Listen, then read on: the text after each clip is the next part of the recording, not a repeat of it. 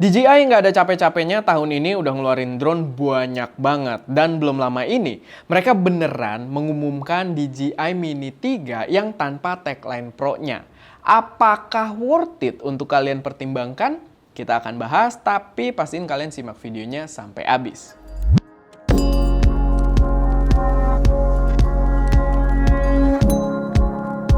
Halo semuanya, selamat datang di channel SMD dengan gue Erwin. Dan di video kali ini gue pengen bahas drone dari DJI yang baru aja diluncurin kemarin. Bener-bener gak lama setelah kita bahas rumornya, tiba-tiba drone-nya meluncur gitu ya. Yang membuat memang rumor-rumor rata-rata sekarang valid gitu kan. Dan yang diluncurkan di sini adalah DJI Mini 3 tanpa tagline Pro-nya.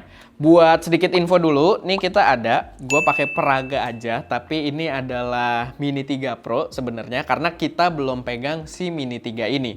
Jadi pembahasannya juga mungkin nggak terlalu banyak, nggak terlalu komplit karena kita belum pegang produknya juga. Cuman memang ada beberapa hal yang bisa gue sampaikan. Dari segi bentuk, kalau gue lihat di review-review di luar sana, bentuknya itu mirip banget karena memang base-nya sama ya, sama-sama Mini 3 gitu kan. Jadi yang baru keluar ini Mini 3 Basic lah kita sebut. Sedangkan yang udah keluar di sini Mini 3 Pro. Dan basicnya sama banget, drone kecil sub 2000, bukan 2000, sub 250 gram gitu ya, yang dia beratnya di bawah 250 gram untuk lebih aman secara regulasi juga dan gampang banget buat dibawa-bawa. Belum lagi dengan drone seperti ini, kalau kalian pakai pun itu meningkatkan rasa percaya diri karena dia tuh nggak heboh gitu ya. Nggak bikin orang-orang di sekitar kita tuh ngeliatin kita kalau lagi main drone gitu. Jadi ini adalah drone-drone yang memang menurut gue menarik untuk para pemula, untuk orang-orang yang baru terjun nyobain main dengan drone gitu. Dan memang si Mini 3 ini menjadi opsi yang lebih budget dari Mini 3 Pro. Cuman perbedaannya adalah kalau secara fisik tadi dia sama, dilipatnya juga sama, rangkanya sama, bentuknya mirip, cuman dia nggak ada obstacle sensor aja kalau di Mini 3 yang baru ini. Jadi kalau di Mini 3 Pro ini kan dia ada sensor depan, sensor belakang, sama sensor bawah. Kalau di Mini 3 itu cukup sensor bawah doang buat mendarat. Jadi depan sama belakangnya nggak ada, jadi dia nggak ada fitur obstacle avoidance, dan ya itu bisa jadi pertimbangan kalian juga. Tapi sebenarnya sih kalau memang kalian ngikutin jajarannya DJI, gue juga baru tahu karena gue baru main drone-drone DJI juga tahun ini. Tapi jajaran Mini itu memang dari yang Mini pertama, Mini SE, Mini 2 itu ternyata memang tidak ada obstacle sensornya gitu. Jadi mungkin itu memang privilege yang diberikan untuk jajaran dengan tagline Pro aja. Untuk spesifikasi kamera sendiri juga sebenarnya cukup menarik di Mini 3 ini karena dia tetap membawa sensor yang paling besar di jajaran Mini sama kayak si Mini 3 Pro.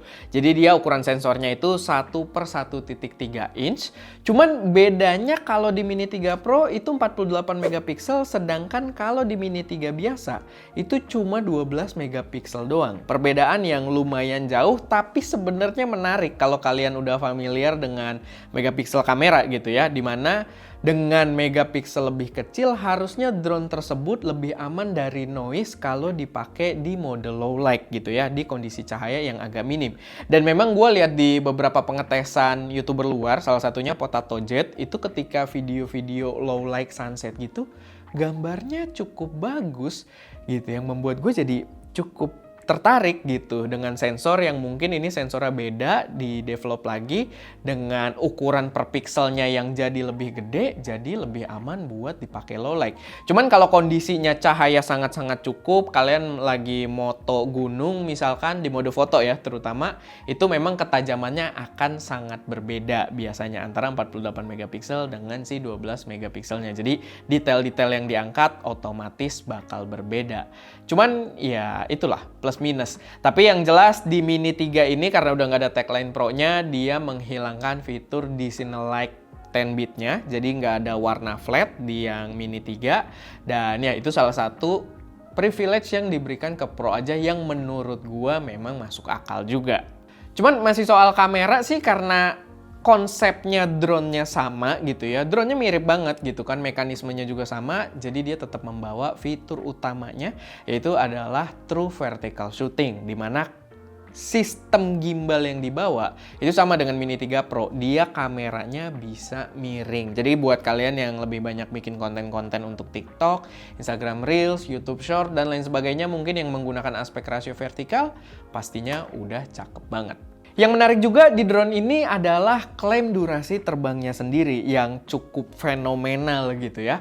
Karena dia mengklaim punya durasi terbang lebih lama dari versi Pro yang punya gue ini gitu. Yang mungkin jadi consideration yang cukup penting untuk beberapa orang.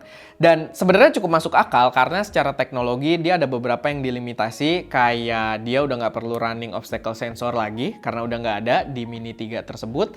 Lalu dia juga secara sistem video transmissionnya itu lebih rendah ya. Kalau yang ini udah pakai O3 namanya, yang itu dia pakai O2 dengan resolusi 720p. Kalau di sini video transmission ke remote-nya itu 1080p gitu. Jadi ya pastinya makan daya yang berbeda juga. Sama di Mini 3 itu ada beberapa fitur-fitur yang menurut gue cukup penting gitu ya. Fitur-fitur pintarnya yang sayangnya dihilangkan. Nanti gue bahas lagi ke situ. Cuman itu intinya mungkin processing power yang dibutuhkan nggak segede versi Pro ini sehingga durasi terbangnya lebih lama. Dia itu diklaim kalau pakai baterai biasanya itu bisa sampai 38 menit kalau lagi di udara, dan kalau pakai baterai yang versi plusnya yang beratnya jadi lebih dari 250 gram gitu ya, sedikit lebih gitu kan, itu bisa sampai 51 menit. Jadi hampir 1 jam. Drone terbang hampir 1 jam tuh udah gokil banget. Karena dulu gua pertama kali nyoba-nyoba drone tuh kalau terbang ya 12 menit, 10 menit gitu kan.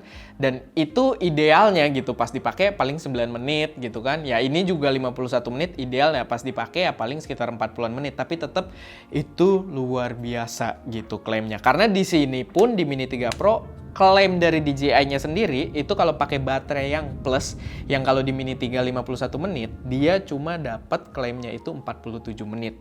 Jadi beda lumayan gitu, dan waktu lebih extra time ketika kita berada di udara buat keep cari konten, keep dapetin gambar, menurut gue itu berpengaruh banget, terutama ya balik lagi buat kita yang masih pemula dan masih banyak pengen explore pengambilan gambarnya. Nah, buat harga sendiri juga gue harus lurusin nih, karena banyak yang kecewa lihat harganya di Indonesia, katanya harganya ternyata nggak beda jauh gitu, cuma beda ratusan ribu doang dibanding Mini 3 Pro.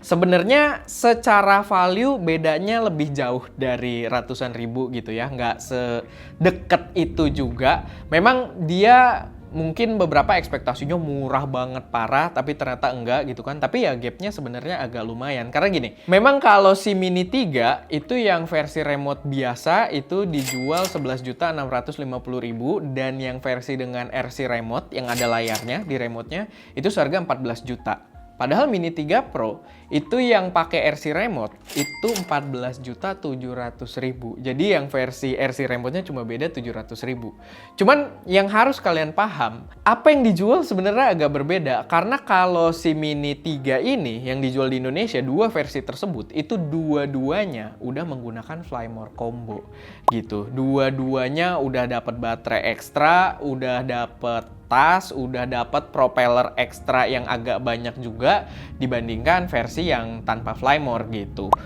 Sedangkan kalau Mini 3 Pro harga 14.700.000 tersebut dengan remote DJI RC, dia tanpa Flymore gitu, dan Flymore-nya dijual terpisah dengan nama Flymore Kit, yang kalau kalian beli secara terpisah kayak yang kita beli juga, itu Flymore Kit dijual seharga Rp2.700.000, hampir 3 juta. Jadi lumayan banget sebenarnya bedanya. Dan kalau kita sih ngambilnya bukan Flymore Kit ya, kita ngambilnya Flymore Kit Plus yang baterainya itu yang tadi bisa lebih lama, dan itu harganya Rp3.700.000 gitu. Agak makin jauh lagi gitu kan. Tapi ya itu perbandingannya dengan Flymore Kit Plus. Tapi ya itu bedanya sebenarnya agak lumayan gitu, dan menurut gua kalian harus paham dengan hal tersebut. Walaupun memang ada beberapa pengurangan, jadi harganya lumayan nih. Sekarang mungkin kalian udah paham harganya sebenarnya lumayan jauh gitu perbedaannya. Mungkin bisa irit dengan ngambil si Mini 3 tersebut, bukan yang Mini 3 Pro. Tapi memang ada pengurangan yang sebenarnya cukup signifikan juga. Dan pengurangan yang gue bahas di sini sebenarnya lumayan signifikan, yang membuat gue pribadi yang udah nyobain Mini 3 Pro, gue nggak akan ngambil DJI Mini 3 gitu ya. Yang udah ngerasain racunnya Mini 3 Pro, Menurut gua tidak akan ngambil DJI Mini 3 yang versi non-pro. Karena memang lumayan, jadi nggak cuma obstacle sensor doang yang kita relakan, begitu juga sama gambar tanpa Disney Like 10-bitnya. Karena Disney Like 10-bit juga ya ujung-ujungnya kalau kalian males nggak bakal dipakai juga gitu, kayak kita gitu kan. Kita pakai ada beberapa kali, tapi ketika males kita nggak pakai. Cuman ada beberapa fitur di luar itu yang ternyata dikurangin juga di dalam pengambilan videonya. Kayak contohnya dia tidak punya master shots gitu ya, fitur master shots yang sebenarnya gue agak lupa sih master shot itu yang mana ya. Fitur kayaknya semacam otomatisasi juga yang mungkin nanti gue akan cari tahu lagi dan kita bahas lebih mendalam kalau misalkan udah dapat kesempatan megang produknya juga. Master shots dia dihilangin. Begitu juga hyperlapse yang menurut gua itu rame banget, orang begitu punya drone itu doyan banget bikin hyperlapse, dan di sini fitur hyperlapse dihilangkan sama fitur assistance dengan nama APAS 4.0. Nah, gua nggak tahu nih sebenarnya pengaruh si APAS 4.0 ini sejauh apa pengaruhnya, apakah cuman mempengaruhi obstacle avoidance-nya doang yang lebih pinter atau mungkin fitur tracking-trackingnya. Karena tracking-trackingnya si Mini 3 Pro ini menurut gua oke banget, gua suka banget. Dan kalau misalkan hal tersebut hilang di Mini 3, menurut gua nggak bisa gitu ya, karena gua udah dimanjakan banget dengan fitur asistennya gitu kan, bukan flight assistant sih, pokoknya ya si APAS 4.0 ini.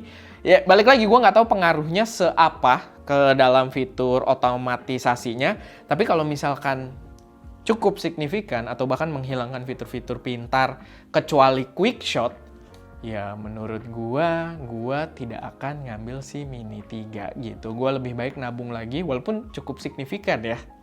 Total nabungnya agak banyak sebenarnya 3 jutaan gitu kan. Tapi gua rasa Mini 3 Pro akan jauh lebih cocok gitu dengan fungsinya di ST Media. Cuman ya balik lagi, gue masih berharap gue dapat kesempatan buat nyobain drone-nya secara langsung. Kita cobain gitu kan, sesignifikan apa perbedaannya.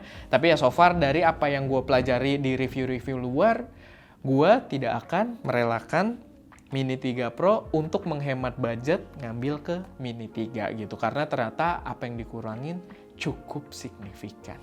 Oke, paling segitu aja sih sedikit pembahasan gue seputar drone terbaru DJI Mini 3 kali ini. Kalau misalkan ada koreksi, saran, atau pertanyaan, silahkan taruh aja semuanya di kolom komentar. Dan ya, itu aja. Semoga bermanfaat. Gue Erwin, di belakang kamera ada Ska, yang entah kenapa ada Wowo juga di sampingnya sekarang ya, untuk memperhatikan. Dan ya, itu aja. Jangan lupa untuk berkarya.